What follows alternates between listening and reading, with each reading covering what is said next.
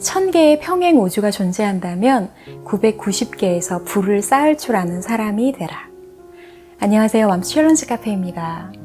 연초에 서점가에 가면 수많은 트렌드 서적들이 쏟아져 나오죠. 많은 사람들이 시대의 변화, 트렌드를 민감하게 잘 알아야 성공할 수 있다고 믿고 있는데요. 변화는 사람들의 주의와 호기심, 돈을 끌어모으는 데 중요한 수단이 되죠. 하지만 오늘 소개해드릴 책의 저자는 정반대의 이야기를 합니다. 변화에 주목할 것이 아니라 과거나 현재, 언제나 변하지 않는 인간의 본성, 행동 양식에 주목하는 것이 미래에 대한 정말 중요한 힌트다라고 주장합니다. 서두에 발췌해드린 문장처럼 1000개의 평행 우주, 즉 상상 가능한 모든 삶의 버전에서 변함없이 항상 참인 것, 그 보편적인 진실이 우리가 주목해야 할 중요한 포인트라는 것이죠. 오늘 소개해드릴 책은 3년 전 세계적인 베스트셀러 돈의 심리학의 저자 모건 하우절의 불변의 법칙입니다. 과거, 현재, 미래 언제나 동일한 인간의 속성에 대해 다양한 인사이트를 제공하는 참 재미있고 유익한 책이었는데요. 400페이지가량의 책 볼륨에 비해서 여백도 시원시원하고 글줄도 넓고 난이도도 그리 높지 않아서 빠르게 독파하실 수 있으실 거예요. 재미있는 이야기가 참 많았는데 여러분께 정말 유익할 것 같은 불변의 법칙 딱 3가지만 뽑아봤습니다. 첫째, 뛰어난 스토리가 승리한다. 예나 지금이나 또 어린이나 노인이나 재미있는 이야기는 모두를 집중하게 하는 힘을 갖고 있죠. 여러분, 진화론 하면 딱 떠오르는 과학자가 찰스 다윈이지만 사실 그가 진화론을 처음 주장한 건 아니죠. 단지 진화에 관한 가장 설득력 있는 책을 처음으로 펴냈을 뿐입니다.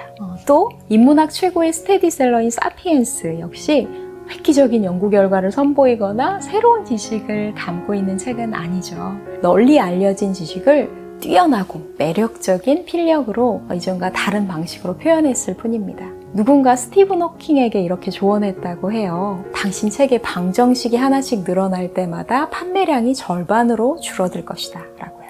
같은 지식, 같은 상품, 같은 서비스도 어떤 방식으로 스토리텔링 하느냐에 따라 사람들의 반응이 크게 달라질 수 있습니다.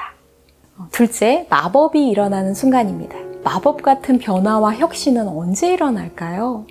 역사적으로 살펴보면 공통적인 특징이 있는데요. 평화로울 때는 절대 그런 일이 일어나지 않는다는 것입니다. 엄청난 비극과 고통의 순간이 마법 같은 변화를 초래했다는 것이죠. 여러분, 시험 전날 또는 프로젝트 마감 직전 그 치열한 고통 속에 초인적인 집중력을 발휘해 본 경험 있지 않으신가요? 같은 사람도 어떤 상황에 놓이느냐에 따라 잠재력을 발휘하는 수준이 완전히 달라지죠. 절박함은 단기간에 가장 뛰어난 해결책과 혁신을 만드는 연료가 됩니다. 첨단의 과학기술을 끊임없이 연구, 적용하는 곳은 어딜까요? 바로 군대지요. 당장 해결해야 할 대단히 중요한 문제들과 싸우는 그야말로 전쟁터 같은 곳이기 때문이죠. 제2차 세계대전 당시 한 미국 병사를 인터뷰했는데요. 지금 가장 소망하는 것이 무엇이냐라는 물음에 이렇게 대답했다고 하죠. 계속 두려움에 떨게 해달라고 기도했습니다.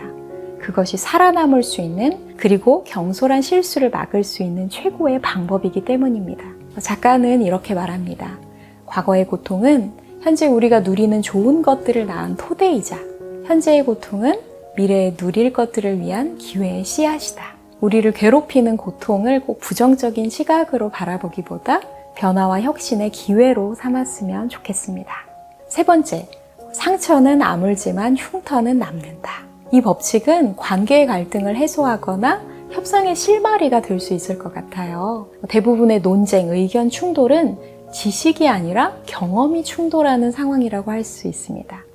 여러분, 파블로프의 조건반사 실험에 대해 많이 들어보셨을 거예요. 그런데 그 실험을 했던 개들이 우연히 홍수에 쓸려 내려가서 거의 죽을 뻔한 상황을 겪은 뒤에 완전히 달라졌다고 하죠. 성격도 바뀌고 과거에 학습한 조건반사 행동도 사라진 거죠.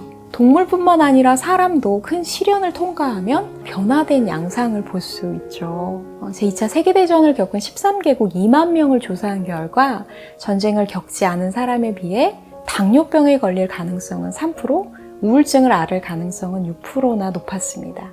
반면 결혼 비율과 노년의 삶에 대한 만족도는 더 낮게 나타났죠. 쓰러진 건물은 다시 짓고 경제도 언젠가 다시 회복되지만 사람의 마음은 다시 일으켜 세우기 정말 어려운 것 같아요. 지식의 저주, 아니 경험의 저주라고 해야 할까요?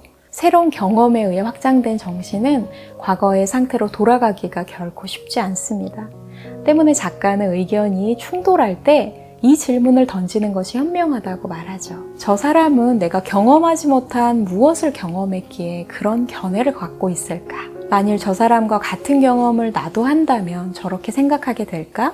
갈등과 충돌은 과거, 현재, 미래에도 계속될 텐데요. 그걸 해결해가는 과정은 언제나 힘겨운 일이지만 상대방에 대한 이해의 폭과 깊이를 확장할 수 있는 기회가 될 수도 있겠죠. 또 우리를 뚫고 지나간 시련이 남긴 상처 때문에 지금은 어떤 한계에 갇혀 있을 수 있지만 다가올 미래에 언젠가 우리의 모든 걸 전복시킬 만한 또 큰 경험의 파도가 다가오지 않을까 하는 기대감을 품어보는 건 어떨까 합니다. 오늘 제가 준비한 이야기는 여기까지고요. 또 다음에 좋은 책으로 다시 만나 뵙겠습니다. 끝까지 시청해주신 여러분 감사합니다.